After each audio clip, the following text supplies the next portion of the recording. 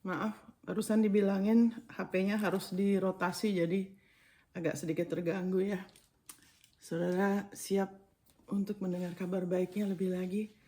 Puji Tuhan, hari ini saya dapat sesuatu yang sangat memberkati saya. Dan saya percaya ini sangat memberkati saudara juga ya. Kita berdoa ya Bapak di dalam nama Yesus. Saat ini kami minta Engkau menerangi kami, Aba, akan kebenaran-Mu lebih lagi, akan karya putramu, sehingga kami boleh lebih lagi mengalami kemuliaan-Mu. Engkau semakin besar di dalam diri kami. Kami semakin diubahkan dari satu kemuliaan kepada kemuliaan yang lain. Terima kasih Bapa, terima kasih Roh Kudus. Engkau menerangi kami semua dan yang siapapun yang mendengar ini dalam nama Yesus. Amin. Amin saudara. Haleluya. Sekarang di Amerika masih jam pagi ya, jam 8 ya. Dan saya lihat di toko-toko saudara, orang sudah mulai jualan barang-barang untuk Natal ya. Ya, saya udah banyak ya. Saya rasa di Manado juga begitu ya. Nah, kenapa ini belum bulan Oktober, tapi sudah banyak yang jual, ya kan? Natal, barang-barang Natal ya, pohon Natal dari sejak bulan September, saudara. Saudara tahu kenapa? Karena orang-orang merindukan suasana Natal, ya, di mana orang-orang lebih sukacita, celebration, merayakan, ya kan? Orang-orang rindu, sebetulnya orang-orang merindukan perhentian ya, supaya ada damai gitu loh. Saudara dan saya kita sudah punya itu. Amin saudara, kita sudah di dalam Kristus. Ya kan, alasan Natal, alasan Christmas adalah Kristus. Kita sudah di dalam Kristus. Amin, itu adalah sesuatu yang kita bisa rayakan setiap hari. Amin. Ya, kita tetap percaya, kita tetap penting, kita imam-imam dan raja-raja, kita berfungsi sebagaimana mestinya ya, mendoakan orang-orang yang rindu sekali sebetulnya ya, banyak orang ya yang sebetulnya kita sudah punya ya, kita sudah punya kebenaran itu. Hari ini saya mau bicara mengenai rahasia kenapa Obed-Edom dalam 3 bulan mengalami berkat Tuhan. Ya kan, kalau kita baca di firman-Nya ya, bukan hanya dia saja, ya kan, dari 2 Samuel 6 ayat 11, ya kan, 3 bulan lamanya tabut Tuhan itu tinggal di rumah Obed-Edom. Orang Gad itu. Bukan orang Israel ya, orang Gad. Dan Tuhan memberkati Obed-Edom dan seisi rumahnya. Jadi bukan hanya Obed-Edom dan seisi rumahnya, ya. Nah, ini dia luar biasa ya. Karena firman Tuhan memberikan rahasia ya. Rahasia kalau kita mau terus gali, kita akan mendapat treasure ya, harta yang kekal ya, satu kebenaran yang bisa membuka mata kita dan memberkati kita. Nah, kalau di ayat lain dikatakan di 1 Tawarik 13 ayat 14, 3 bulan lamanya tabut Allah itu tinggal pada keluarga Obed-Edom di rumahnya, dan Tuhan memberkati keluarga Obed-Edom dan segala yang dipunyainya. Haleluya. Wow, jadi bukan hanya seisi rumahnya, itu kerinduan kita ya. Juga yang mungkin belum menikah, kepingin menikah, ya kan, kepingin ada keluarga. It's okay, itu konsepnya dari Tuhan ya. Jadi bukan hanya seisi rumahnya, tapi juga segala yang dipunyainya. Sampai kelihatan sama orang. Dan itu hanya dalam 3 bulan. Ya kan?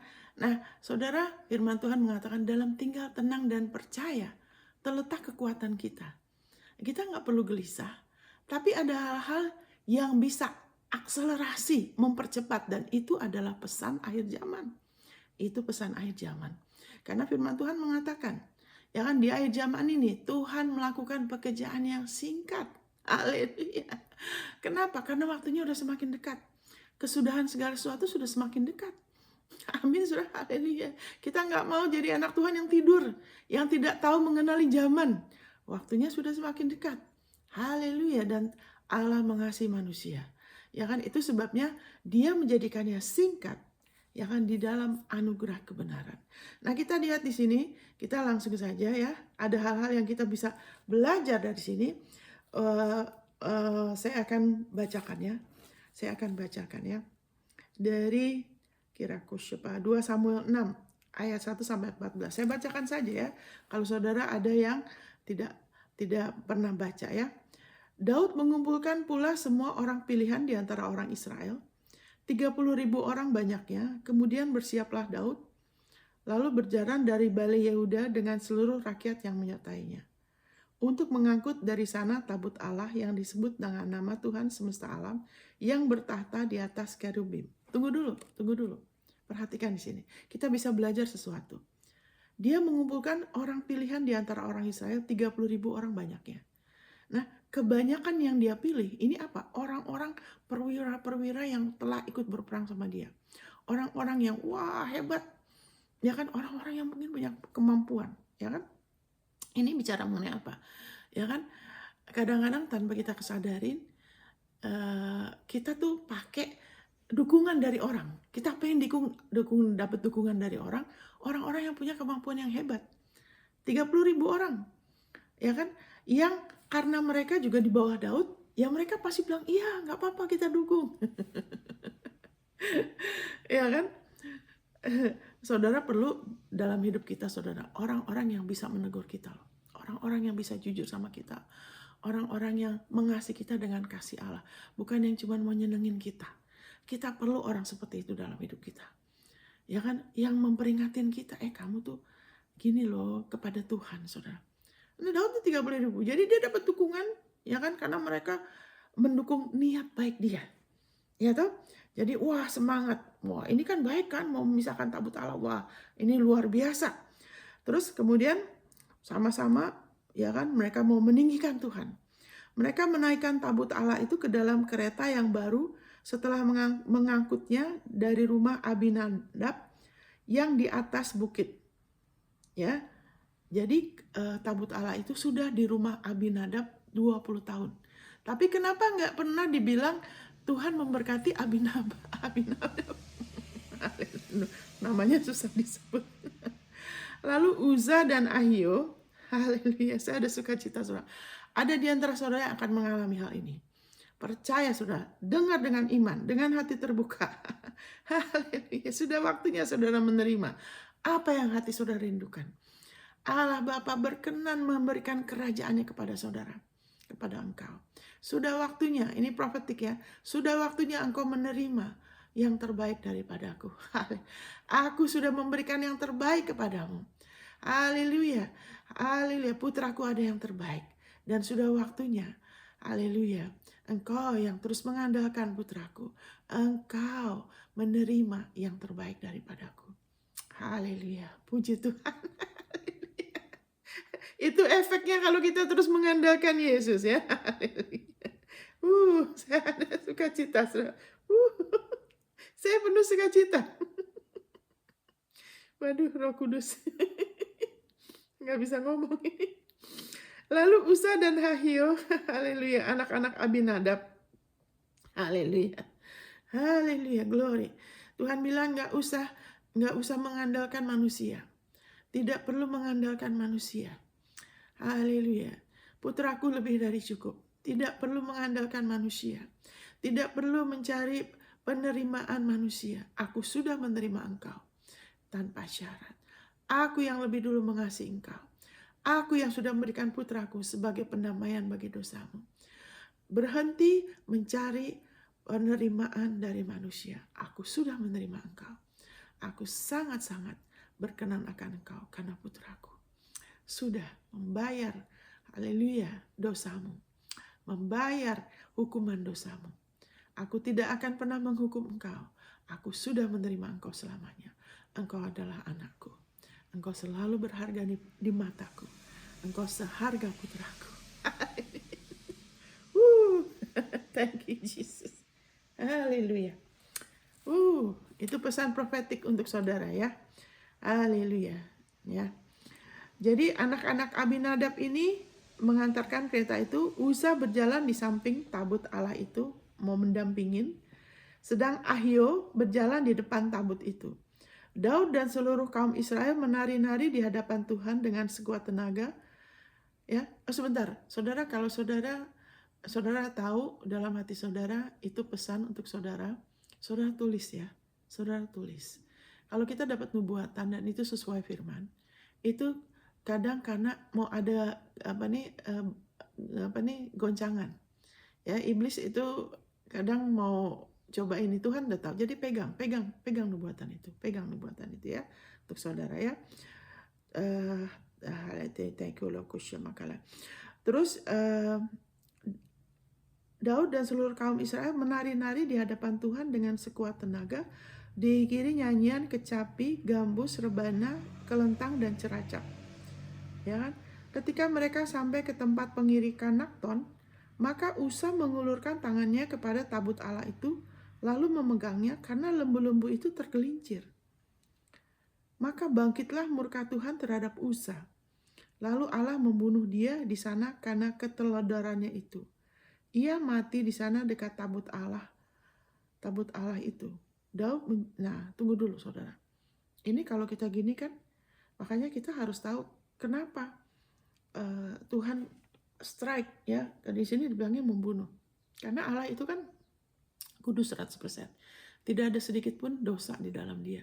Jadi Alkitab mengatakan Tuhan Yesus itu dia batu sentuhan, batu penjuru, tapi juga batu sandungan loh. Tuhan Yesus itu firman-Nya mengatakan dia adalah batu penjuru, tapi dia juga batu sandungan. Ya, jadi kalau kita menghampiri Allah, karena kalau kita tidak mengerti, ya kan kita menghampiri tanpa pengertian yang benar, termasuk giat tanpa pengertian yang benar, nanti akan ada efek yang bukan kehendak Tuhan, saudara.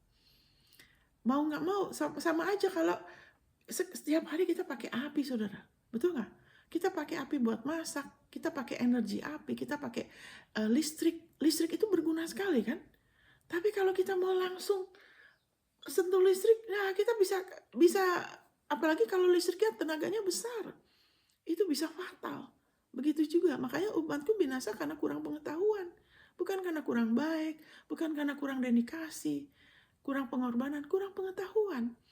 Nah, di sini kalau orang itu ngambil dari sini terus langsung dikasih tanpa pengertian yang benar, waduh Tuhan bisa, kita nggak tahu, Tuhan bisa bunuh kita kalau kita, itu bukan begitu ya. Karena Uza ini artinya ialah jeripayah manusia. Ya kan? Jadi nanti kita dengar dulu deh ya. Jadi langsung dia mati. Sama seperti imam besar saja. Kalau persembahannya atau persiapannya ada yang cacat, langsung mati. Ya. Nah, kenapa orang ya kan menghujat Tuhan, menghujat Yesus tidak langsung mati? Kenapa? Karena Yesus sudah disalib. Waktu itu Yesus belum. Ya kan, Yesus belum disalib, saudara. Dia belum bangkit ya. Haleluya. Thank you Lord Jesus. Waduh, ini dingin sekali. Sebentar saudara ya. Saya harus tutup jendela ini. Saya buka jendelanya tadi panas, sekarang dingin sekali. Maaf ya. Sebentar saya tutup jendela. Sebentar saudara.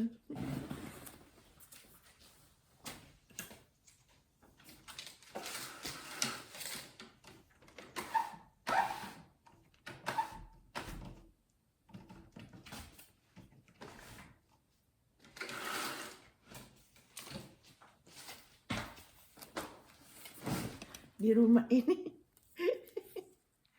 rumah ini ada AC. Ya kita pakai AC. Cuman dia kalau kurang panas dia nggak nyala. Saya buka jendela karena di luar dingin. Tapi kalau dibuka jadi dingin. Puji Tuhan, nggak penting lah. Ini nanti kalau saudara ke Amerika sudah ngerti. Terus Daud jadi takut. Ya kan? Terus Daud jadi takut, dia marah. Nah, karena dia berasumsi. Ya kan, kalau sama Tuhan itu ingat, Tuhan kita dia tuh roh, dia bukan manusia. Ya kan? Jadi kita harus mau rendah hati untuk kita mau menundukkan dirinya pakai cara dia. Dalam roh dan kebenaran, harus lewat kebenaran. Kita nggak bisa berasumsi, kita nggak bisa begini gitu. Kita harus pastikan kalau menghampiri dia. Ya kan? Mau terima dari dia, terima pertolongan. Kita tuh anak ya. Kalau kita mau terima pertolongan atau apa, dalam roh dan kebenaran, bukan roh aja. Walaupun kita sudah anak, kita masih tinggal di tubuh jasmani loh. Ya kan? Makanya kita jangan berasumsi gitu loh. Ya kan? Tapi kita perhatikan ya, roh dan kebenaran, ya kan? Karena Allah tuh kebenarannya tidak pernah berubah. Dia tidak pelintat-pelintut gitu loh. Jadi sampai Daud menjadi marah karena Tuhan telah menyabar Usa demikian hebatnya. Langsung ya. Maka tempat itu disebut orang Peres Usa sampai sekarang. Pada waktu itu Daud menjadi takut kepada Tuhan. Waduh, kok begini? Nah, saudara, kalau ada dalam hidup saudara, kok mengalami gini ya? Jangan berasumsi. Saudara bisa tanya sama dia. Ya kan, kalau kita menjadikan firman-Nya sebagai patokan dan itu tidak sesuai firman-Nya, kita jangan berasumsi. Banyak orang berasumsi, bikin teori, bikin kesimpulan sendiri, tanya orang. Jangan, kita bisa tanya dia. Ada hal-hal dalam hidup saya nggak ngerti, saya tanya. Saya diterangin, itu sangat memberkati. Sikap itu, saudara, untuk kita mau tanya dia. Kita jangan ngambil kesimpulan sendiri. Waktu saya mau pindah rumah, berapa puluh tahun yang lalu ya di Manado. Kok lama ya Tuhan? Saya lagi ngimanin untuk pindah rumah ini. Kenapa kok lama? Ya kan, saya ke dia, saya bukan ke orang. Saya tidak berasumsi. Saya percaya itu Roh Kudus. Waktu kita sering berhubungan sama dia, Roh Kudus tuh kadang bekerja dalam kita nggak sadar, padahal itu dia. Jadi saya tanya, Tuhan bantu saya loh. Amin.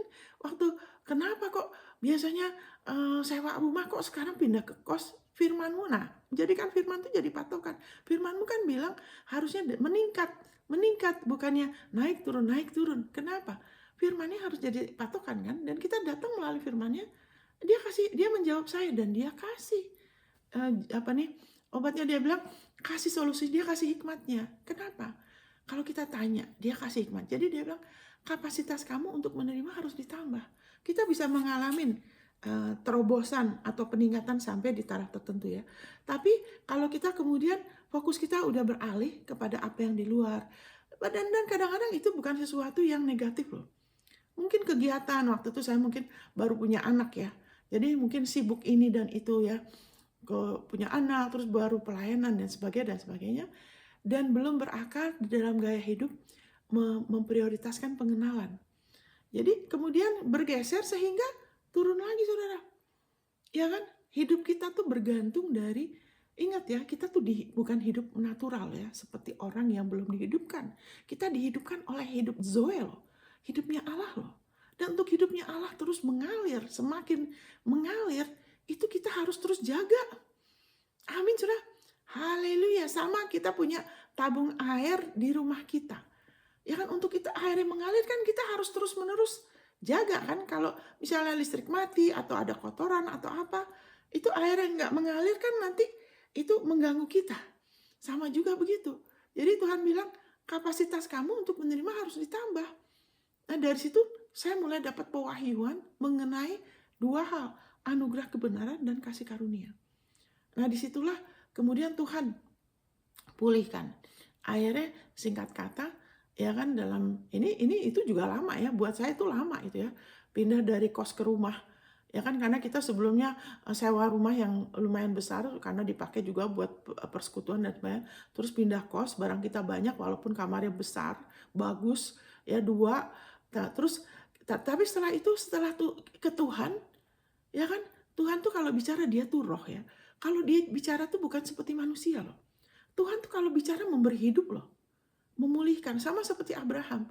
Ya kan, waktu dia setelah selesai salah, ya kan, ada Hagar. Tuhan tidak hukum dia seperti Daud karena dia di bawah kasih karunia. Ya kan, kalau Daud di bawah ada kasih karunia tapi di bawah hukum Taurat. Jadi anak Daud mati. Ya kan? Nah, kalau Abraham enggak, tapi Tuhan mengkoreksi dia. Menegur dia. Tapi menegur dengan apa? Dalam kasih. Dia bilang, walk before me and be perfect. Berjalan di depan saya dan biarlah kamu tuh sempurna. Sepenuh hati, sempurna. Jangan lagi ada keraguan, kamu biarin aja. Gitu loh. Ya kan? Tuhan tambahkan. Ya kan, bukan Tuhan tuh bukan Allah yang suka ngambil. Dia Allah yang suka memberi. Dia mau memberikan hidupnya. Makanya Tuhan Yesus tidak hanya datang memberikan hidup, tapi memberinya. Dia mau. Ya kan, dalam segala kelimpahan. kita yang harus terbuka. Kita harus rela berubah, bertumbuh, mengalami lebih lagi, melihat lebih lagi. Kita harus sadar, jangan suka ngotot ya kalau bahasa Jakarta. Jangan suka bersandar sama pengertian kita sendiri. Jangan kita pikir kita sudah tahu, kita bijaksana. Jangan, nanti nggak mengalami lebih. Ya, saya masih harus berubah. Oh, pikiran saya, pendapat saya nggak selalu benar. Tuhan, buka mata saya. Wow, saudara. Jadi dari situ dia ngomong gitu, dia kasih pewahyuan dalam 1 tahun lebih. Saya mengalami, dan buat saya itu lama. Nggak betah saya. Ini kelamaan. Dan lama itu bukan masalahnya Tuhan. Saya lupa nanya. Sempet waktu itu. Tuhan kok lama? Setelah lama, harusnya waktu itu langsung minta lagi tuntunan dia. Cari lagi, tanya lagi, harusnya jangan berhenti. Jadi buat saya waktu itu setahun lebih tuh, waduh kelamaan ini. Nah, tapi puji Tuhan kayak Abraham gitu. Waktu dia habis salah, Tuhan kasih lebih lagi, kasih karunia. Karena Abraham masih mau datang sama Tuhan. Dia tidak ngumpet seperti Adam dan Hawa. Kalau kita udah salah, tidak perlu menghukum kita, menyalahkan orang. Tidak usah ke dia. Kayak Abraham tetap mau datang sama Bapa. Ya kan? Oh, terus Tuhan bilang, sekarang namamu ganti ya. Abraham tetap mau dengar. Amin, saudara. Jangan merasa terhukum. Sudah gitu, kita mau benahin masalah kita. Ini nggak perlu, itu nanti malah jadi parah. Kalau kita sudah keliru, tidak perlu benahin dengan kekuatan kita sendiri. Datang sama Bapa. Dia sudah punya solusinya, dia sudah punya restorasi yang terbaik. Amin, saudara. Itu hebatnya Bapa kita. Kalau kita mau iman tuh berkenan, iman tuh please dia, kita tuh sudah berkenan sama dia. Allah kita tuh, Bapa kita sudah terima, kita sudah berkenan. Tapi untuk lebih lagi menyenangkan dia, ya kan? Itu dengan kita lebih lagi mau percaya sama dia. Anak saya berkenan sama saya dari bayi. Mereka belum bikin apa-apa, saya berkenan sama mereka karena mereka anak saya. Tapi waktu mereka lebih lagi percaya sama saya, merespek sama saya, menghargai saya, ya kan, melakukan hal-hal yang sudah saya ajarkan misalnya kan, itu lebih lagi menyenangkan saya. Bukan supaya saya terima mereka loh ya. Amin, saudara. Nah, jadi Tuhan tambahkan kasih karunia, namanya diganti. Anyway, dan dari situ Abraham mengalami cuma 1 tahun ya. Nah sekarang ini dapat pewahyuan cuma 3 bulan. 3 bulan, saudara. Kenapa? Sudah akhir zaman. Saudara dengar baik-baik. Ya, jadi Daud menjadi takut, terus dia menyimpang, membawanya ke rumah Obed-Edom. Orang Gad, bukan orang Israel. Ya kan? Kenapa? Waktu itu beberapa pengikut Daud yang perwira-perwiranya yang gagah perkasa itu, sebagian tuh bukan orang Israel, orang non Israel ya. Jadi 3 bulan lamanya tabut Tuhan itu tinggal di rumah Obed-Edom, orang Gad itu, dan Tuhan memberkati Obed-Edom dan seisi rumahnya, dan di ayat lain dikatakan dan segala miliknya, ya kan? Diberitahukannya kepada Raja Daud demikian. Tuhan memberkati seisi rumah Obed-Edom dan segala yang ada padanya oleh karena tabut Allah itu. Nah, itu orang ngadu ke Daud. Ya kan? Nah, setelah itu, di antara ini nanti saya baca dulu ya. Karena gini, ya kan? 3 bulan, ya kan? Setelah itu rupanya Daud setelah mendengar ini dipersingkat ya. Daud kemudian dia mulai belajar. Kenapa sampai ada masalah? Baru dia meneliti. Ya kan? Nah, jadi setelah dia meneliti, dia baru sadar bahwa tabut Allah itu tidak boleh diangkut di atas lembu ya, oxen kalau bahasa Inggrisnya ya. Bukan sapi, kerbau. Bahasa Indonesianya kerbau. Kenapa dia kira-kira bakalan jerapala pakai semua sebentar ya, kira Roh Kudus mau mengatakan sesuatu. Kira-kira kasih kira-kira makala, kira-kira bakala, ira-la kosyala. Dari mana Daud memutuskan sebelumnya ya untuk mengangkat tabut Allah itu di atas kerbau. Dia belajar dari orang Filistin, dari orang dunia. ya kan? Dia mau menerapkan itu, ya kan, kepada tabut Allah, kepada urusan dengan Tuhan. Saudara, haleluya, firman Tuhan sudah bilang, jangan dengar nasihat orang fasik. Jangan duduk, apalagi minta nasihat dari mereka, saudara. Yesus tuh hikmat kita. Jangan ambil ajaran dunia, terus kita mau terapkan dalam hidup kita loh. Ada tabut Allah loh dalam diri kita. Ya kan, ada tabut Allah, ada hadirat Allah. Ya kan, kita harus sadar, kita sudah punya hikmat, kita punya akses. Kita sudah ada hikmat Tuhan. Kita yang harus mau percaya, kita harus mau ngakuin, harus mengarahkan diri kita kepada itu. Dan itu jadikan yang utama. Supaya kita nggak usah mengalami dulu yang tidak enak. Karena ngelihat di luar, apalagi keberhasilan materi, ngelihat orang dunia sebagai, oh dia berhasil, terus mau campur itu. Ya, berarti kalau saudara punya pikiran seperti itu, saudara masih belum mengerti kebenaran, tidak cukup dalam diri saudara. Saudara harus rela supaya tidak usah, ini pelajaran buat kita. Kita nggak usah mengalami yang nggak enak dulu. Kita nggak usah mengalami sesuatu yang sangat tidak enak, terus baru kita pakai waktu meneliti. Itulah tradisi ya. Tradisi itu begitu. Jadi karena kurang meneliti. Makanya dikatakan di Ibrani 2 ayat 1. Nah, saya percaya itu Roh Kudus mau saya sebut ayat itu. Supaya kita harus berhati-hati, kamu harus berhati-hati memperhatikan, ya kan, dengan teliti. Memperhatikan dengan teliti loh ya. Mendengarkan dengan teliti. Ibrani 2 ayat 1.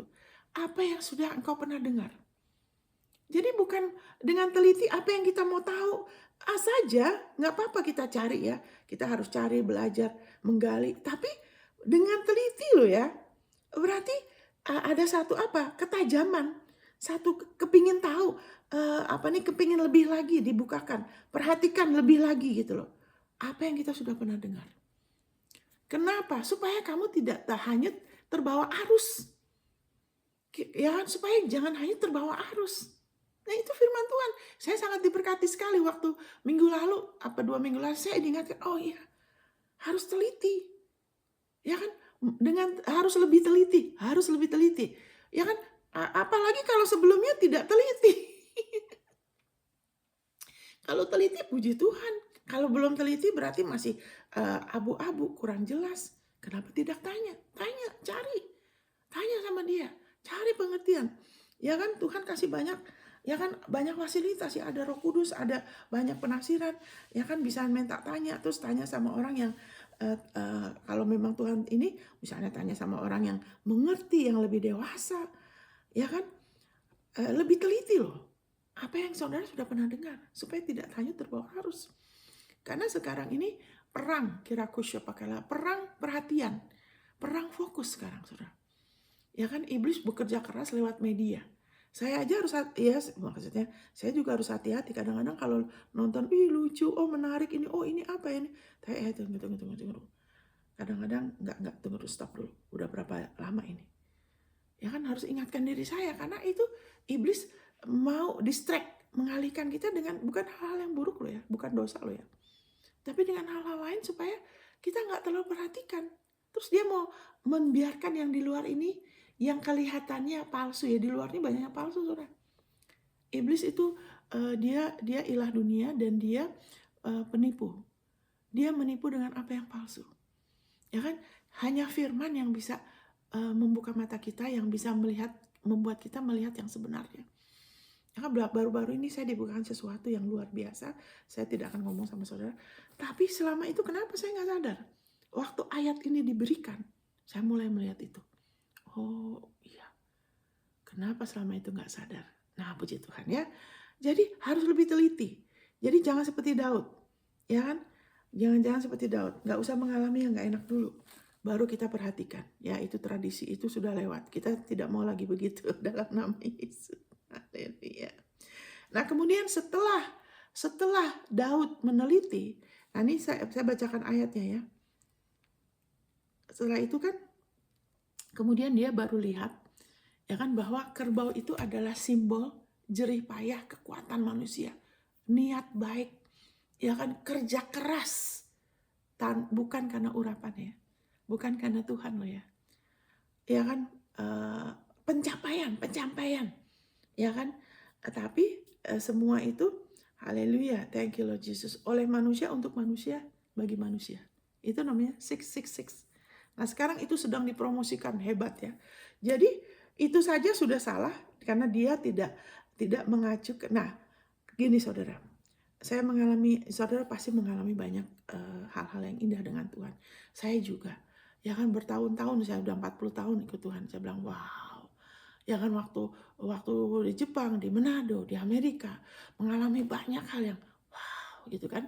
Nah waktu di Manado ada beberapa hal yang saya percaya itu bukan yang terbaik. Kenapa? Sempat terhanyut dengan apa? Dengan tradisi karena terus-menerus mau melawan. Ya kan, kita mau melawan tapi tidak dengan teliti lebih lagi. Ya kan? Makanya ada beberapa hal bukan yang terbaik, tapi ada hal-hal yang baik, semuanya menjadi kebaikan. Ya kan? Tapi selama Covid juga, wow. Tapi semua itu kita nggak usah bermegah, ya kan? Dalam diri kita ya. Kita nggak usah bermegah, kita harus berdiri lagi. Kita harus dengan teliti lebih lagi dan kita harus segarkan iman lagi. Apapun kebaikan Tuhan, kita bisa bermegah di dalam Tuhan. Tapi kita tidak bisa berdiri atas pengalaman kita. Wow, saya pernah wow Tuhan luar. Tapi itu tidak bisa jadi pengandalan gitu loh. Itu semua sudah lewat, harus segarkan lagi iman kita. Kita harus lebih lagi ke Dia, kita harus percaya lagi, kita harus rela terima lagi, harus rela terbuka lagi, saudara. Sama aja, mungkin kita pernah makan makanan yang waduh enak sekali, atau waduh saya terus ada energi. Tapi kan itu udah lewat, kita harus rela terima lagi. Ya kan, jadi seperti Daud, kenapa dia gitu? Kenapa dia lengah? Karena dia baru mengalami terobosan-terobosan, saudara.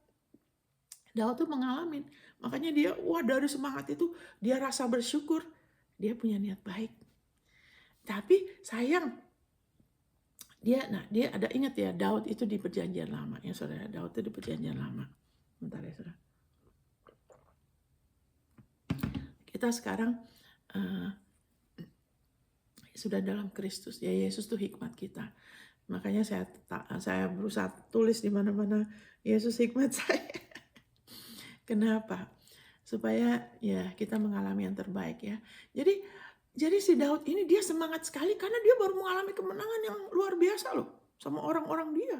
Mereka senang sekali terus. Nah, bersyukur ya kan, niat baik. Jadi rupanya niat baik itu harusnya diarahkan kepada apa? Kepada Yesus, kepada Tuhan dulu.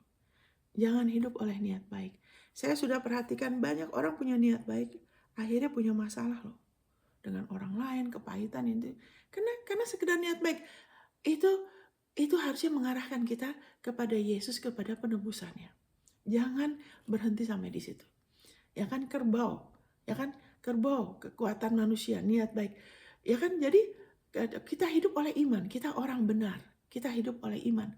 Ya kan, biar niat baik kita ke Dia supaya juga dimurnikan. Kadang-kadang kita niat baik tapi kita tidak peka, tidak murni. Kadang ada udang di balik batu, ada udang di dalam rempeyek. Biar Dia murnikan niat baik kita, terus Dia akan kasih tahu timingnya, saudara. Timing itu perlu. Kita perlu tahu bagaimana niat baik kita ke Dia dulu. Tuhan, kok saya ada ini benar nggak? Firman-Mu ngomong apa? Setelah itu biar Dia murnikan. Saya pernah mengalami, saya pernah ditegur sama suami saya, kamu gini-gini kan. Saya nggak suka, saya kan berniat baik. Tapi dia bilang kalau kamu niat baik begini-gini, ya kan? Dia nggak ngomong gitu sih, dia cuma tegur. Terus saya ke Tuhan, Tuhan kenapa? Kan saya niat baik. Tuhan kasih tahu, karena mau terbuka, Dia terangi, karena kamu gini-gini. Oh iya ya, benar juga. Jadi kadang-kadang niat baik kita tidak murni loh. Makanya kita yang murni itu ya kan hanya Tuhan dan firman-Nya. Ya kan, Alkitab mengatakan di 1 Petrus baru-baru ini saja saya baca ya. 1 Petrus ya. Nggak tahu pasal 1, pasal 2 karena saya baca Saya nggak fokus itu, tapi dikatakan iman kita kepada kebenarannya akan memurnikan. Amin. Saudara. Jadi harus niat baik kita harus diuji, ya kan, oleh firman-Nya. Jadi kemudian, nah saya bacakan ini, setelah itu Daud belajar dan dia baru sadar nggak boleh dengan kerbau. Terus Uza, sebentar saya balik lagi sebelum saya baca. Uza itu artinya tuh jerih payah manusia, daging, ya kan, daging gitu loh, jerih payah manusia. Jadi beroperasi bukan dari jati diri kita sebagai manusia baru, ya kan, cuma dari terpengaruh ya dengan pikiran-pikiran yang mungkin tidak selalu jahat, tapi kayak Uza itu tidak bermaksud jahat loh, tapi karena dia tidak mengerti, dia daging, dia mengulurkan tangannya, Uza, ya kan, jerih payah manusia, mengulurkan. Kita coba jamah, ya kan, dengan kekuatan sendiri, akhirnya dia mati, ya kan. Nah setelah itu baru Daud mengerti nomor satu, tidak boleh pakai kerbau di atas kerbau, karena itu adalah sistem dunia, ya kan. Kedua, terus ditambah lagi, ya kan, mau coba-coba. Sudah gitu, nah seperti saya bilang, kalau udah punya masalah, itu kan dia tergelincir, itu ada masalah. Ya kan, karena dasarnya udah salah. Kenapa kita ada masalah? Karena ada kepercayaan kita yang masih keliru. Ya kan, kalau masalah itu dari kita loh ya. Ya kan, ada kepercayaan kita yang keliru. Makanya tadi saya ingatkan, jangan coba-coba benahin masalah kita kalau udah salah. Nggak usah rasa bersalah. Anak kita juga, apapun kah, pelayanan kayak bisnis, nggak usah. Itu seperti Uza, nanti malahan jadi ada maut, malah lebih parah, ya kan. Jadi dari situ kemudian Daud belajar, ternyata kenapa? Nah ini saya bacakan. Dan berkata kepada mereka, hai kamu ini, dia bicara kepada para kepala puak, jadi kayak orang-orang yang mengerti, ya kan, mengenai cara-cara tabut Allah, orang Lewi dan orang Lewi, ya kan, imam-imam, ya kan. Kuduskanlah dirimu, kamu ini dan saudara-saudara sepuakmu, supaya kamu mengangkut tabut Allah, Allah Israel, ke tempat yang telah kusiapkan untuk itu. Nah setelah Daud belajar, baru dia menghargai tua-tua. Alkitab bilang untuk kita menghargai yang lebih tua dalam roh ya, bukan hanya tua umur saja. Orang tua umur juga harus kita hormatin, tapi juga yang lebih tua secara roh. Ya kan, harus kita tahu menghormatin. Sebab karena pada pertama kali kamu tidak hadir, maka Tuhan Allah kita telah menyambar di tengah-tengah kita. Sebab kita tidak meminta petunjuknya seperti seharusnya. Jadi para imam dan orang-orang Lewi menguduskan dirinya untuk mengangkut tabut Allah, mengangkut tabut Tuhan Allah Israel.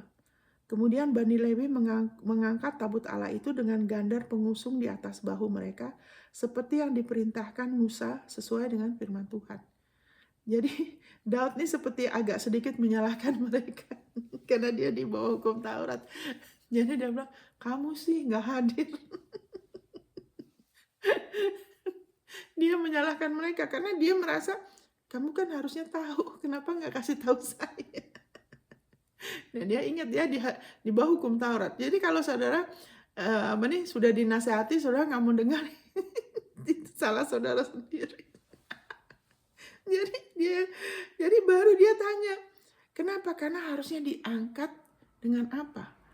Oleh itu kayak ada tabut Allah itu kayak kotak ya, diangkat dengan kayu itu, diusung begini harusnya. Itu bicara mengenai apa? Ya kan? Itu hadirat dia. Ya kan, nggak bisa pakai kekuatan manusia. Itu harus oleh Lewi, imam ya. Jadi tabut Allah itu bicara mengenai pribadinya Yesus, Tuhan Yesus, dan karya Yesus. Tabut Allah itu sekarang di perjanjian baru itu artinya ialah bicara mengenai pribadi Yesus dan karya agungnya yang sudah selesai. Dan haleluya, hadirat dia, ya kan, Yesus, hadirat Allah itu sekarang sudah ada di dalam kita loh. Wow, makanya kita dijadikan imam dan raja. Dulu di perjanjian lama tuh, makanya perjanjian lama tuh beda sekali. Alkitab bilang dibandingkan dengan perjanjian baru, itu kemuliaannya tuh gak ada artinya loh. Makanya sekarang ini apalagi akhir zaman, Hal-hal bisa terjadi lebih singkat, tidak rumit. Haleluya, thank you Lord Jesus. Haleluya. Dan makanya dia kata tidak ada artinya kemuliaannya. Karena di perjanjian lama tuh ada apa tuh kiraku syepala mujizat, tapi dibandingkan dengan yang sekarang, wow, saudara. Jadi haleluya, thank you. Kita dulu tidak ada imam raja seperti kita sekarang. Alkitab mengatakan kita imam-imam dan raja. Ya kan, raja nih. Kerajaan Allah sudah dikasih ke kita. Allah berkenan memberikan kerajaan. Kita sudah di dalam kerajaannya. Kerajaannya ada di dalam kita. Wow, thank you Jesus. Iyalah. Nah, thank you Lord Jesus. Tunggu. Waduh, saya harus selesaikan ini. Jadi imam-imam itu kemudian dia harus angkat. Ya kan? Sekarang kenapa? Kenapa ada hadirat Allah di dalam kita? Kenapa? Karena darah Yesus. Darah Yesus. Itu sebabnya kalau saudara kalau Yesus belum tebus kita dengan darahnya, ya kan? Dengan dia memberikan hidupnya dan dia menyelesaikan tugas Bapa untuk kita, saudara. Kita tidak mungkin lahir baru. Tidak mungkin ada hadirat Allah di dalam kita. Tidak mungkin ada Roh Kudus di dalam kita, saudara. Kenapa orang masih takut? Nanti saya belum tentu diterima Tuhan. Kalau sekarang saudara sudah ada Roh Kudus, saudara nggak mungkin akan mati nanti ke neraka. Karena sekarang aja sudah ada Roh Kudus. Amin, saudara. Karena kalau saudara sekarang kurang kudus, saudara sudah mati. Amin, saudara. Tuhan itu tidak bisa didiskon, nggak bisa sedikit pun. Ada cacatnya loh. Kenapa saudara tidak mati? Ada Roh Kudus, saudara bikin salah kan? Saudara bikin salah kan? Tetap ada salah kan? Salah apa nggak tahu, karena saudara masih kita tinggal di dalam tubuh, saya juga kan, ya kan, tinggal di dalam tubuh dan jiwa kita belum sempurna. Kenapa kita nggak mati? Ini mereka cuma begitu aja sentuh mati loh. Kenapa hadirat dia ada terus? Dan firman-Nya malah mengatakan Roh Kudus, Roh kebenaran, penghibur, penolong di dalam kamu selama-lamanya loh. Selama-lamanya berarti apa? Saudara tidak mungkin lagi dihakimi untuk dimasukkan ke neraka. Jadi kalau ada yang mengajarkan itu bukan Injil. Jangan dengar yang seperti itu. Mau dengar profetik lah apa, itu harus diuji firman. Karena kita mengatakan iblis bisa menyamar sebagai malaikat terang. Ya kan, saudara mungkin saya enggak Bu Monica, ya saya ngomong ini kalau ada di antara saudara, sebab ada yang masih sempat percaya begitu. Nanti belum pasti, harus sungguh-sungguh. Lah Roh Kudus aja ada selamanya. Apakah Allah akan melemparkan Yesus? Ya kan, kita kan tubuh Kristus. Anyway, ya sudah. Jadi haleluya. Jadi kemudian, nah ini, ya kan? Dia ingat Daud ngomong gini, ya kan? Sebab kita tidak meminta petunjuknya seperti seharusnya, ya kan? Kalau bahasa Inggrisnya tuh kita tidak melakukannya proper order, tidak melakukan dengan seperti caranya Tuhan, urutannya Tuhan. Seperti tadi Tuhan ingatkan Kirakusya, untuk kita dengan lebih teliti mendengarkan apa yang kita sudah dengar, lebih teliti. Udah gitu apa-apa tuh jangan langsung. Apa-apa tuh jangan langsung. Makanya di dalam kita sebagai ciptaan baru, kita tidak seperti orang dunia percaya diri, semangat. No, kita percaya diri yang timbul karena darah Yesus. Keberanian yang timbul karena kita tahu sekali bahwa darah Yesus sudah menguduskan kita satu kali dan selamanya. Bukan sampai, nanti sampai kamu gak boleh salah ya. Nanti kalau kamu salah lagi nih, tidak begitu, satu kali selamanya. Sehingga kalau kita itu menjadi pewahyuan, akan kita jadi orang yang punya keberanian. Dan keberanian itu tidak timbul dari jiwa. Tidak timbul dari jiwa. Jiwa kita tuh belum diperbarui. Kalau hidup dari jiwa nanti tidak stabil. Itu keberanian yang timbul karena kita makin lebih lagi dengan teliti. Mendengarkan dengan teliti apa yang kita sudah dengar, bahwa kita sudah dikuduskan satu kali selamanya. Kita sudah dilayakan. Karena kita sudah dikuduskan, itu sebabnya Allah Bapa sudah melayakan kita selama-lamanya. Melayakan untuk apa Ibu Monica? Untuk kita mengalami yang terbaik, untuk kita mengalami janji-janjinya.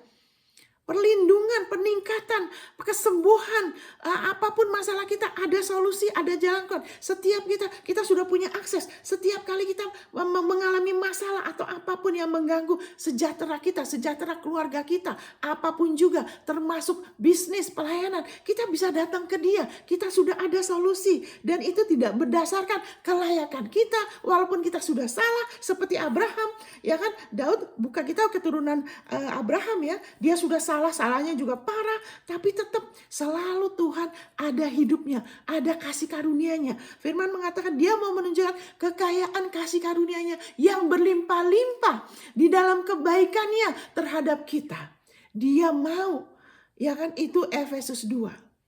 Dia punya reservoir. Penyediaan kasih karunia itu seperti sungai, saudara, yang berlimpah-limpah. Dia mau menunjukkannya di dalam kebaikannya terhadap kita. Wow, haleluya. Thank you Jesus.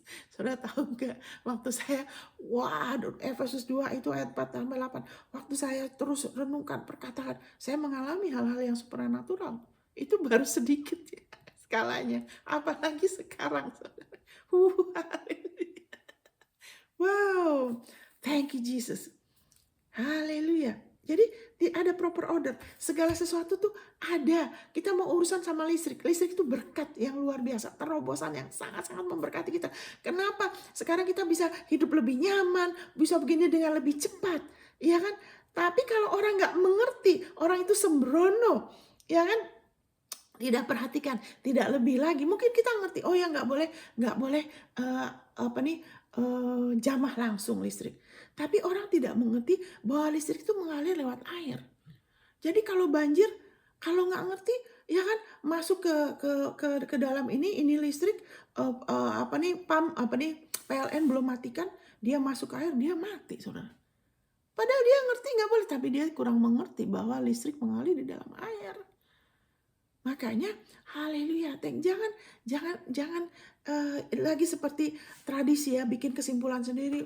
Kalau nggak ngerti, oh ya udah itu kehendak Tuhan. Ya anak masih muda mati, Tuhan yang ambil. Oh papanya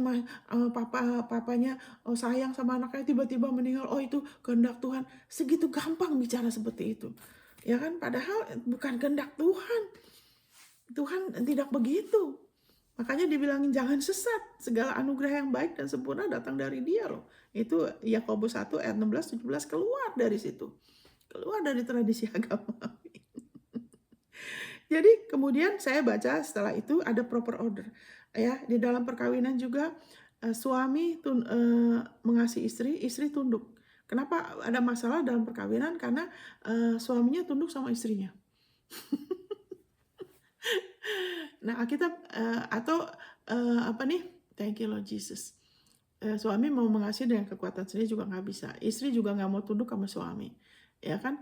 Jadi gimana caranya? Jadikan Yesus pusat, bergantung sama Dia. Kalau ada masalah, jangan bikin kesimpulan sendiri, terus mengatasi sendiri, terus jadi alasan, ya kan? Dia memang orangnya begitu, jangan ke Tuhan Yesus. Nah, saudara, waktu mereka angkat melakukan secara Tuhan, segala sesuatu dalam keluarga, perkawinan, keuangan, semua ada aturannya. Ya kan, waktu mereka mulai angkat tabut Allah, saudara tahu nggak? Itu tidak berat loh. Kok aneh? Waktu lewat kerbau, di atas kerbaunya tuh berat. Ya kan, mereka setengah mati. Ya kan, hukum Taurat menuntut diri sendiri. Saya harus begini sebagai seorang suami, saya harus begini sebagai seorang istri, seperti menuntut diri sendiri, seperti hukum Taurat supaya saya nggak gini. Enggak, itu tidak begitu. Yesus dan penebusannya, waktu kita percaya, kita ke Dia, kita mengandalkan firman kasih karunia-Nya, kita mengandalkan penebusannya, tubuh dan darahnya, ya kan? Waktu mereka angkat sesuai dengan aturannya Tuhan, ya kan? Allah urapannya menyebabkan tabut itu tidak berat. Tuhan Yesus bilang, "Kuknya aku mudah, bebanku ringan." Kalau kita terus-menerus ada masalah dalam hidup kita, mungkin ada masalah dengan suami, mungkin ada masalah dengan istri, mungkin ada masalah dengan keuangan, ya kan? Kita harus rela berubah sikap dengan datang sama Dia. Tuhan, saya nggak ngerti ini kenapa, ini saya jadi kesel nih kok begini sih, ya kan? Datang sama Dia, ya kan? datang sama dia. Nanti Tuhan akan kasih unjuk harus bagaimana. Makanya Tuhan Yesus bilang, datang samaku dan belajar akan aku, bukan hanya datang curhat. Jangan cuma doa cuma curhat-curhat saja. Ya kan, kita harus rela mau rubah pikiran kita, harus rela menerima loh. Supaya kita mengalami sesuatu yang luar biasa yang kita belum pernah alami sebelumnya, dan itu namanya terobosan. Dan itu sudah ada. Supaya lebih baik. Tuhan, saya mau gini, saya tahu firman-Mu ngomong, kok suami saya kan begini, kok suami saya begini. Datang sama dia. Kalau kita memang benar, dia akan bantu kita. Kalau sama dia tuh tidak pernah, Alkitab sudah kasih jaminan, tidak akan dipermalukan. Amin. Nah, dulu Daud mengandalkan apa? Niat baik dia, ya orang-orang yang dukung dia, orang-orang yang tidak mengerti walaupun mereka mengasihi Daud, ya kan, pendukung tapi kurang mengerti. Dia juga baru semangat, terus juga dia memuji-muji Tuhan, dia pakai semua alat musik, ya kan, tapi tetap tidak bisa. Makanya saya bilang, saya setiap hari menyembah Tuhan. Jadi saya dibukakan lebih lagi bahwa pujian penyembahan itu setelah firman, setelah doa, baru. Jangan jadikan pujian penyembahan itu sebagai nomor 1, saudara. Karena kita hidup oleh firman. Kita tidak hidup oleh pujian penyembahan, kita tidak hidup oleh doa, kita hidup oleh firman. Setelah itu, baru kita bisa berdoa dengan efektif, berdoa dengan benar, ya kan? Haleluya. Tidak ngawur, tidak asal doa, ya kan? Karena orang Farisi juga suka berdoa, ya kan? Orang agamawi itu suka berdoa, ya kan? Bukan banyaknya doa kita, ya. Kita tidak dibenarkan karena banyaknya doa kita, tidak. Nomor 1 firman loh. Dan sekarang kita firman perjanjian baru, firman kasih karunia, nomor 1 firman. Firman itu dia sendiri. Jadi dengar dulu, menghargai dia dulu, pribadi Yesus, pribadi Allah, Bapa dan putranya. Kedua, baru setelah itu, baru kita bisa kasih respon. Baru kita bisa berdoa dengan benar. Setelah itu baru kita bisa menyembah dengan benar. Kenapa kadang-kadang orang nyanyi tidak perhatikan kata-katanya? Karena nyanyi itu kadang-kadang ya karena suka nadanya. Karena suka nadanya. Tapi kata-katanya nggak diperhatikan. Kalau kita memuji menyembah kan kita tidak melakukannya kecuali itu untuk sesama kita, ya. Misalnya dia oh betapa indahnya, ya itu firman Tuhan. Kita lagu itu untuk sesama kita. Bila saudara seiman, itu kita saling menyanyikan untuk sesama. Tapi kalau sama Tuhan, kita jangan nyanyi untuk kita, ya kan, untuk seolah-olah kita nyanyi karena kitanya. Kalau kita memuji dia, menyembah dia kan kepada dia. Jadi biarlah kata-katanya dulu harus lebih penting daripada nadanya loh. Makanya kenapa saya tegas kepada WL saya, ya kan, kepada ini, perhatikan kata-kata, kalau perlu rubah kata-katanya. Karena kalau kita mau lakukan dengan benar, jangan cuma ikut-ikutan. Jangan hidup oleh perasaan karena nadanya enak. Wah, ada lagu yang saya nggak berani nyanyikan. Walau biarpun tubuhku hancur, aku kenapa lah nyanyi lagu itu? Nanti kena deh, repot itu. Nyanyi lagu dari Ayub, kenapa nanti? Waduh. Ya, kita berdoa aja lah supaya tubuh Kristus lebih dewasa. Saudara, maaf saya semangat. Lalu, setelah itu Daud yang pergi mengangkut tabut Allah itu dari rumah Obed-Edom itu ke kota Daud dengan sukacita. Ya kan? Apabila pengangkat tabut Tuhan itu melangkah maju 6 langkah, maka ia mengorbankan seekor lembu dan seekor anak lembu gemukan. Dan Daud menari-nari di hadapan Tuhan dengan sekuat tenaga. Ia berbaju efod dari kain lenan. Amin, saudara. Jadi setelah Daud belajar, dia meneliti, baru dia perhatikan, dia menenangkan dirinya, tidak dikuasai lagi hanya oleh semangat, tapi dia mulai mengarahkan kepada kebenaran, ya kan? Dan dia mulai tahu siapa yang harusnya dia ngomong. Jadi kalau saudara punya masalah bisnis, jangan ngomong sama apalagi orang yang belum lahir baru. Ya kan, Alkitab sudah bilang, jangan belajar dari mereka, jangan ambil cara mereka terus mau aplikasikan, nanti akan ada maut, ya kan? Karena dasarnya sudah salah. Kenapa usah mati? Karena dasarnya aja udah salah. Dasar orang kalau belum kenal Tuhan, walaupun mereka praktikkan firman loh ya, mereka praktikkan firman tanpa mereka tahu loh. Nah karena iblis tuh nggak, kamu rubah dong ini batu jadi roti, ya kan? Tapi apa? Ini kok, ya kan? Tapi dasarnya tidak benar. Jadi kalau Yesus ikutin iblis kan, nah berarti kan dipimpin sama iblis, nggak bisa saudara. Nggak bisa kita belajar supaya berhasil, tapi dasarnya apa? Dasarnya bukan kepentingan Kristus, ya kan? Cinta uang, mamon, ketamakan. Terus kita mau belajar, itu ada rohnya, saudara. Kita nggak mau itu, ya kan? Amin. Yesus itu lebih dari cukup. Dari sini baru, ya kan? Thank you Lord Jesus. Dan setiap 6 langkah, dia mulai mengorbankan korban bakaran. Dan dari tempat itu ke Yerusalem itu kira-kira 7 mil ya. 7 miles ya. 7 mil itu tadi saya udah periksa itu 11 km lebih. Saudara bayangkan, setiap 6 langkah, saking hati-hatinya Daud. Dia yang terbaik. Haleluya. Haleluya. Dia yang terbaik. Ya kan, setiap 6 langkah ada korban. Setiap 6 langkah. Jadi kalau dilihat dari atas, ya kan, kalau kita naik helikopter, kita lihat dari atas perjalanan mereka, kita bisa melihat darah. Terus sampai ke Yerusalem. Itu bicara mengenai apa? Ya kan? Itu kesadaran kita bagaimana darah Yesus. Karena darah Yesus kita sudah dilayakkan satu kali selamanya. Kita sudah disempurnakan. Hanya darahnya yang berlaku. Waktu mereka keluar dari Mesir, waktu COVID juga saya dapat pewahyuan itu. Itu sebabnya walaupun sama orang yang sudah kena COVID, kenapa tidak bisa tembus? Karena pewahyuan itu bahwa haleluya, Tuhan bilang kasih instruksi, darah itu kamu harus taruh di palang pintu. Karena waktu aku lewat, ya kan, penghakiman Allah lewat, kebenaran 100%, kekudusannya dia yang tidak bisa ditoleransi sedikit pun, ya kan, itu lewat waktu aku melihat darah, ya kan. Dia bisa perintahkan malaikat maut, nggak boleh jamah. Kenapa? Karena berarti sudah ada yang mati di situ. Sudah ada yang mati, sudah ada yang berganti tempat, sudah ada korban, sehingga mereka tidak kena. Apakah mereka semua yang di dalam rumah itu yang makan domba Paskah, apakah mereka semua sempurna dari kelakuannya? Cobalah saudara renungkan. Apakah mereka semua itu baik? Ya kan? Tidak kan?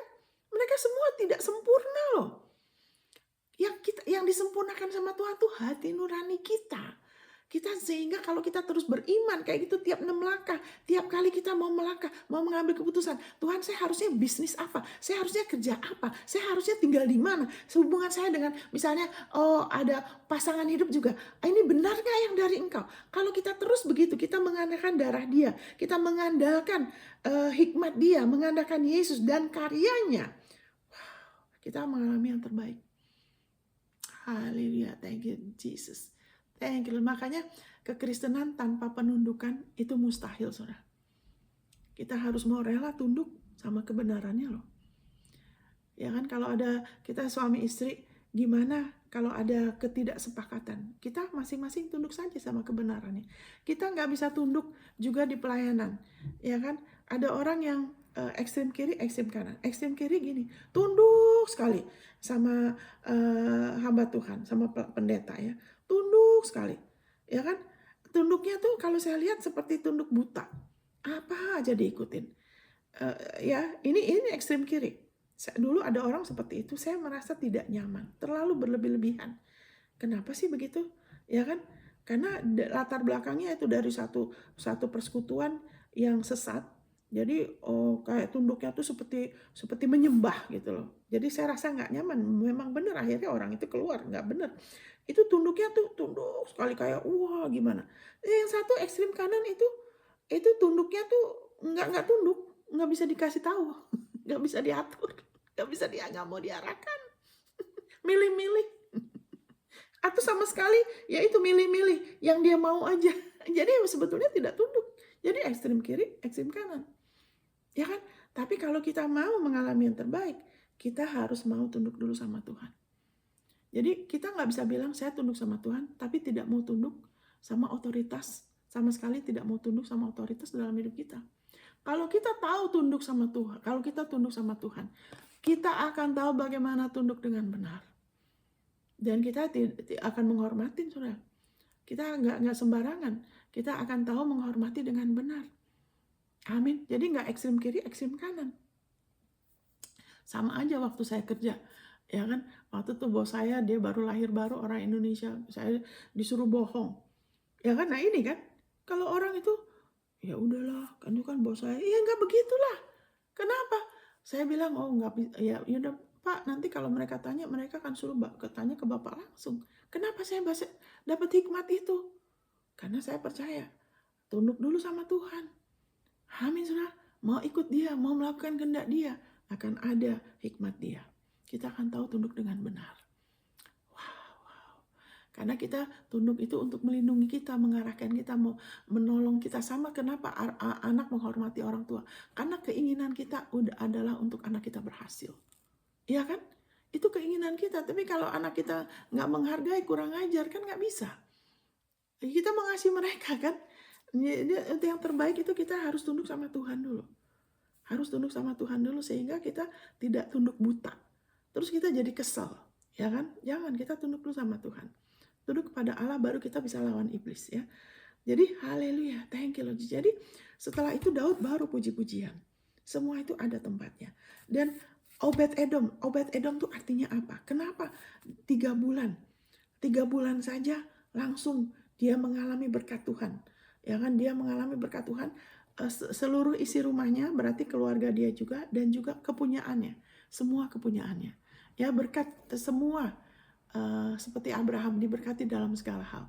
Nah sekarang ini saudara, thank you Lord Jesus, kita hidup di akhir zaman ya.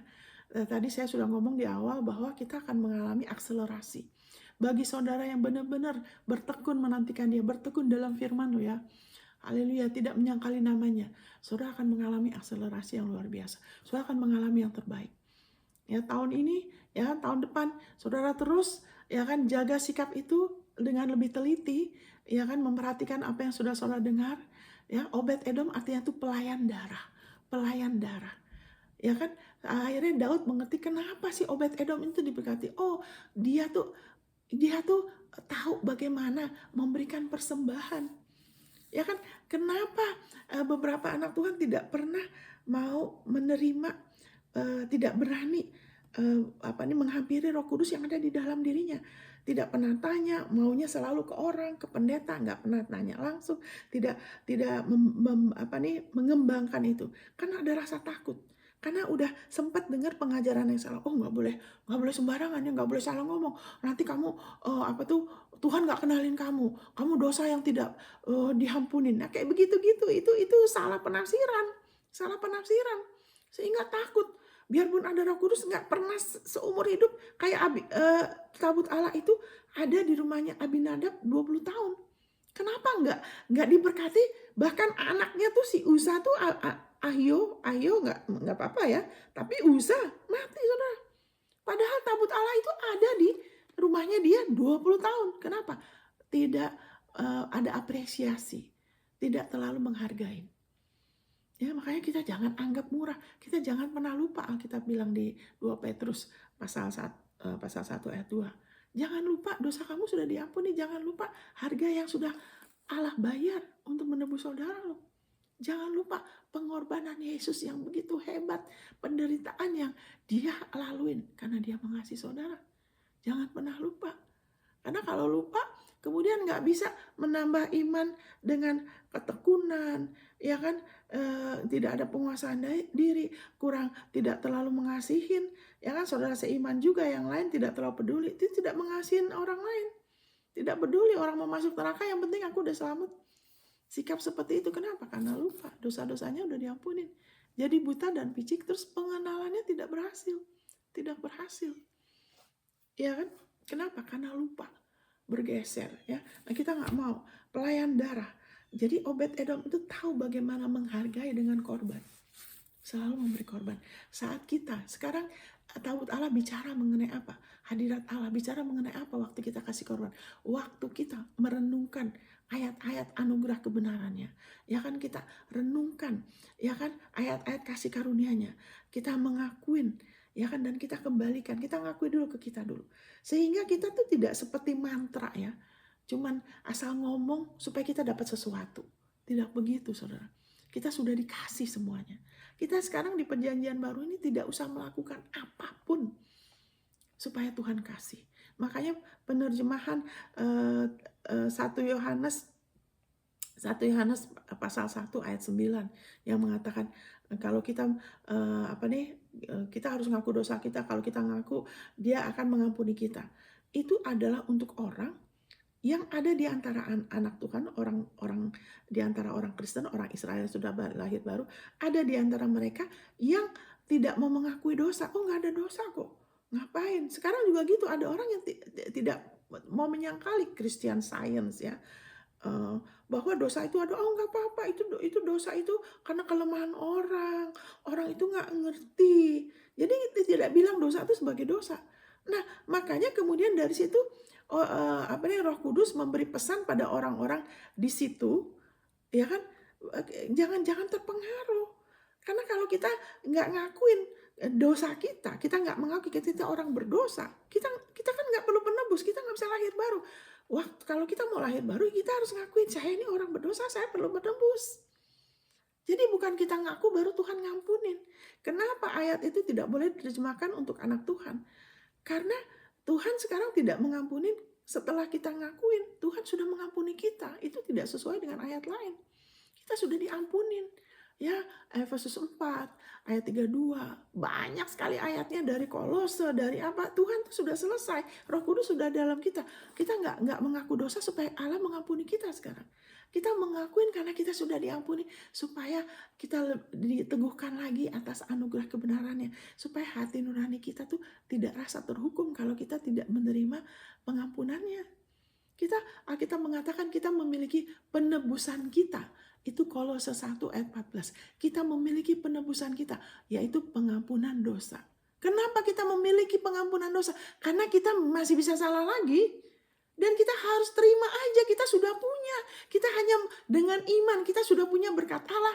Allah bilang, segala yang aku miliki sekarang semuanya aku sudah serahkan kepada Yesus. Yesus sudah jadi satu sama kita. Makanya segala yang Allah miliki kita juga berhak. Amin. Makanya segala janji-janjinya di dalam Kristus adalah ya dan amin. Kita sekarang tidak perlu melakukan apapun supaya Allah begini, Allah gitu. Tidak. Kita sekarang kasih respon dari karya Kristus yang sudah selesai. Karena semuanya sudah dikasih ke kita sudah memiliki pengampunan. Jadi kalau berdosa, kalau kita sudah salah, dan dosa itu jangan cuma pikir mengenai fisik ya, dosa fisik, dosa yang kelihatan, yang merokok, minum, berzina, bohong, itu bukan itu aja, tapi khawatir juga dosa, tidak percaya juga dosa. Iya kan? Ya segala sesuatu, ya itu semua juga dosa. Jadi kalau kita tahu hati kita terusik, kita terima ini bentar ya. Kita terima pengampunan, kita aktifkan pengampunan. Bapak, aduh saya udah salah. Jangan nyalain orang lain, nanti gak ada kelegaan. Saya udah salah, punya masalah ini, memang ada masalah ini, dia salah tapi saya juga salah. Ada kesalahan. Terima kasih, firman mengatakan saya memiliki pengampunan. Saya terima pengampunanmu. Terima kasih bahwa saya tidak dihukum lagi. Bahwa saya tetap orang benar karena Yesus. Jadi dosa saudara tidak bisa menjadikan saudara ditolak sama Tuhan. Tapi juga perbuatan amal saudara tidak membuat saudara dibenarkan.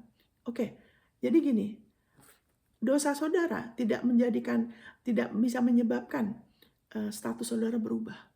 Status saudara itu anugerah, pembelian tidak ada hubungannya. Jadi dosa saudara tidak bisa membatalkan status saudara sebagai orang benar. Amin. Perbuatan dosa saudara, kesalahan saudara tidak bisa mengubah status saudara. Saudara tuh orang benar selamanya. Itu bukan karena jeripaya saudara, itu anugerah, itu oleh iman. Dosa, saya ulangi lagi supaya saudara lebih teliti. Dosa saudara, kesalahan saudara tidak bisa mengubah status saudara.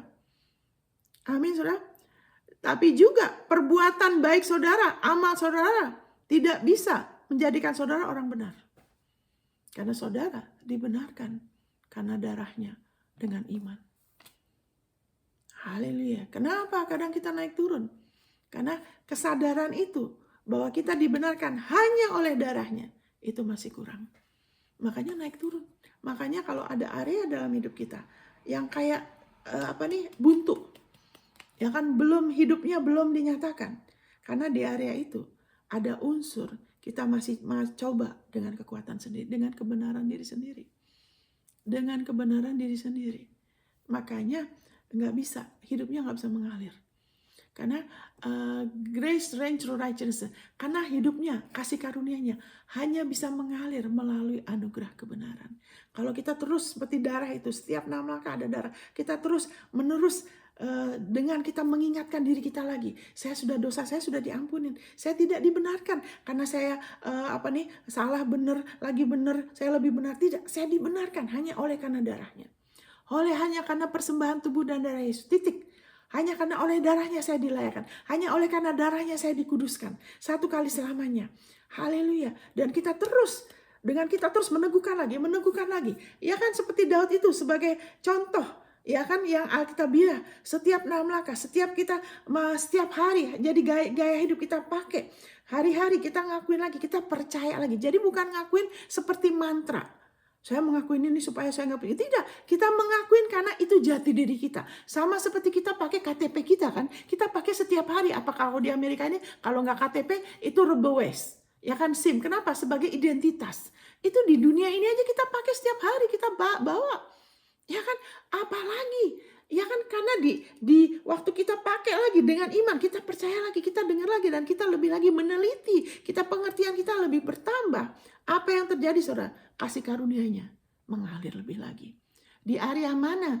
Di mana itu tidak kayak tidak hidup, kayak tidak berkembang, kok kayak stuck, itu akan lebih lagi ada perubahan.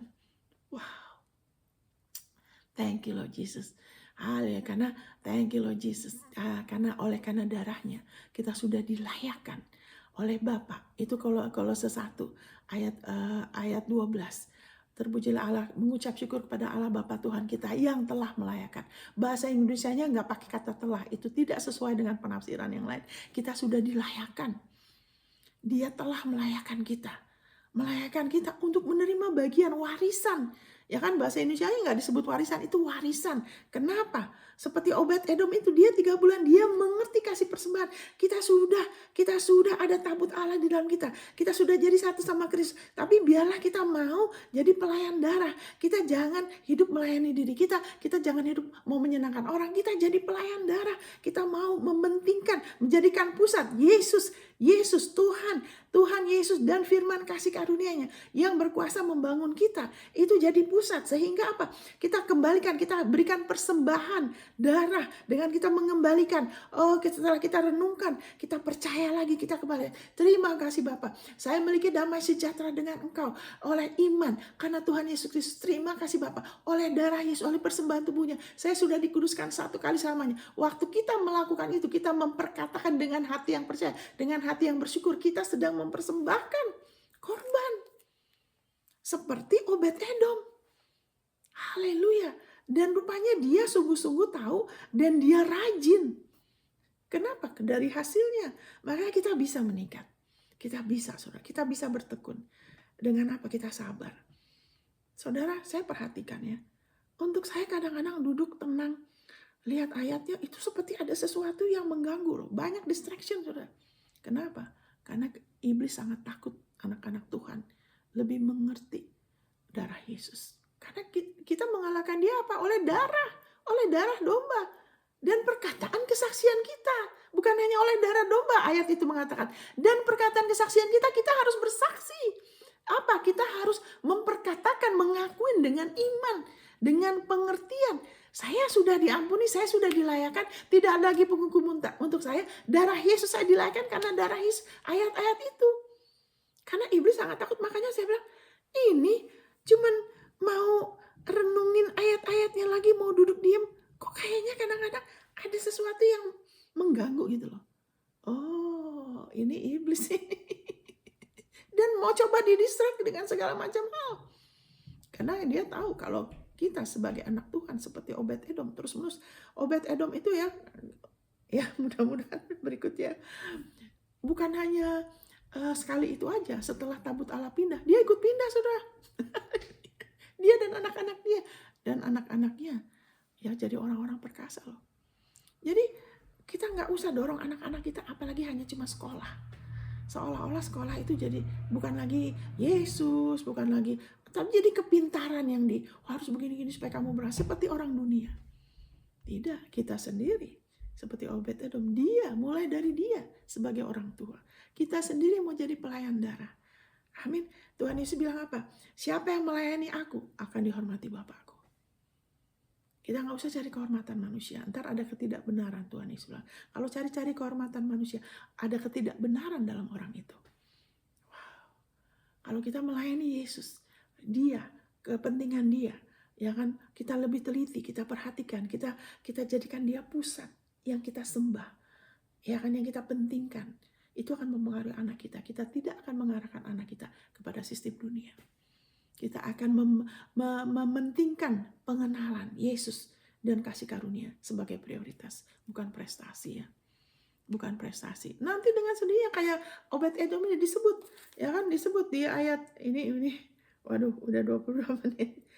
Waduh, ya kan. Saya bacakan sebentar ya, 1 Tawarik 26 ayat 8.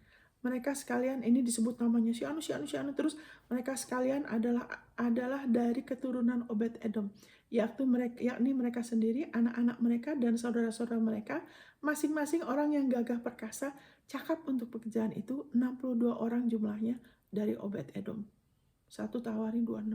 Wow, orang-orang yang perkasa, karena Obed Edomnya mau melayani dengan benar, pelayan darah. Amin, saudara. Haleluya. Thank you Lord Jesus. Thank you Lord Jesus. Ya, kita Alkitab juga ingatkan seperti Esau dengan Habel dengan, bukan Esau ya, Habel dengan Kain. Kenapa Tuhan nggak terima persembahannya Kain? Karena dia mau diterima Tuhan pakai cara dia sendiri, jeripayah dia, ya kan? Tapi kalau Habel enggak, dia persembahkan darah. Makanya persembahannya diterima. Ini dua-duanya mau menyembah loh. Dua-duanya mau menyembah. Ya kita mau bisa putuskan. Kita mau hubungan sama Tuhan pakai cara kita sendiri, atau kita mau merendahkan diri kita. Kita mau pakai cara dia. Sehingga yang berkenan kepada dia. Maksudnya yang berkenan itu yang menyenangkan dia. Iman kepada kasih karunia putranya menyenangkan dia. Kita meninggikan Yesus, ya kan, dan karyanya dengan kita mendengarkan dengan lebih teliti apa yang kita sudah dengar, sembari kita terus tambah juga, kita terus lebih mengerti yang menjadi pusat. Haleluya, sehingga yang terbaik jadi dalam hidup kita. Haleluya, thank you Lord Jesus. Sudah waktunya saya akan berdoa ya. Haleluya, thank you. Apapun yang jadi pusat selain Yesus dan karyanya, itu akan menyebabkan masalah, frustasi, ya kan, kecewa, ini itu yang nggak perlu.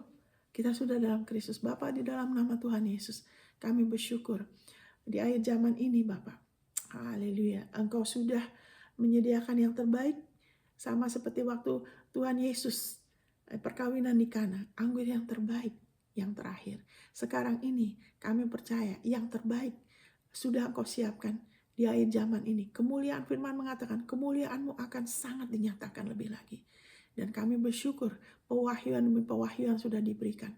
Engkau, firman mengatakan di Roma 9, Engkau melakukan pekerjaan yang singkat, sempurna dan segera di ayat 28. Karena Engkau mengasihi manusia, Engkau mengasihi kami. Engkau gak mau kami terus-terusan menderita. Engkau gak ingin manusia terus-terusan menderita. Sempurna dan segera. Terima kasih Bapak. Karena darah Yesus di dalam anugerah kebenaran. Kami percaya di dalam nama Tuhan Yesus, bantu kami untuk lebih lagi meneliti dengan lebih teliti, mendengar apa yang sudah pernah kami dengar. Memperhatikan dengan lebih teliti apa yang sudah kami pernah dengar. Dan bertekun di dalam apa yang sudah kami pernah dengar. Untuk kami menghargai lebih lagi seperti Obed Edom. menghargai tabut Allah. Kami boleh menghargai karya Kristus, menghargai Yesus, pemberianmu yang terbaik, menghargai karya putramu sebagai patokan hidup kami, sebagai pusat ya. Haleluya. Sehingga haleluya, thank you Lord Jesus. Sehingga kami menjadi haleluya, kemuliaan-Mu dinyatakan, berkat-Mu lebih lagi, dan orang-orang pun bisa melihat, orang-orang bisa melihat berkat-berkat-Mu dalam hidup kami. Haleluya. Orang-orang yang ya haleluya yang belum percaya juga bisa melihat haleluya berkat-Mu dalam hidup kami, dan mereka mengatakan itu Engkau melakukan pekerjaan yang besar atas kami semua. Kami juga seperti orang bermimpi, haleluya, mengalami yang terbaik, haleluya, terobosan yang terbaik, restorasi terbaik, haleluya. Mulut kami penuh tertawa. Terima kasih Bapak. Kami berterima kasih untuk Tuhan Yesus. Kami berterima kasih untuk persembahan tubuh dan darah Yesus. Kami bersyukur, terima kasih Bapak. Biarlah Engkau terus bekerja di dalam diri kami, untuk kami punya gaya hidup seperti Obed Edom ini. Haleluya. Gaya hidup seperti Bapak iman kami Abraham, yang terus menerus mau datang, mau bergaul sama Engkau, tidak takut kepadamu, percaya kepada kasih, percaya kepada darah putramu, bukan kebenaran kami sendiri. Untuk kami gak usah bermegah atas perbuatan kami, jeripayah kami, pengorbanan kami, tapi kami bermegah akan putramu. Kami bermegah akan apa yang putramu sudah lakukan untuk kami, sehingga yang terbaik jadi dalam hidup kami, dan Engkau dimuliakan lebih lagi dalam hidup kami, dan banyak orang kami Engkau menjadikan kami berkat bagi banyak bangsa, seperti juga Bapa iman kami. Terima kasih Bapa. Terima kasih untuk darah Yesus. Terima kasih buat tubuh Yesus. Terima kasih untuk pewahyuan ini dalam nama Yesus. Dalam nama Yesus. Amin. Amin saudara. Haleluya. Thank you Lord Jesus. Haleluya. Thank you Lord Jesus. Tuhan memberkati saudara. Haleluya. Kalau saudara ada yang saudara tidak mengerti, tidak jelas, saudara bisa tanya dulu sama Roh Kudus. Saudara bisa hubungin saya. Haleluya. Kasih karunia-Nya menyertai saudara. Haleluya. Amin.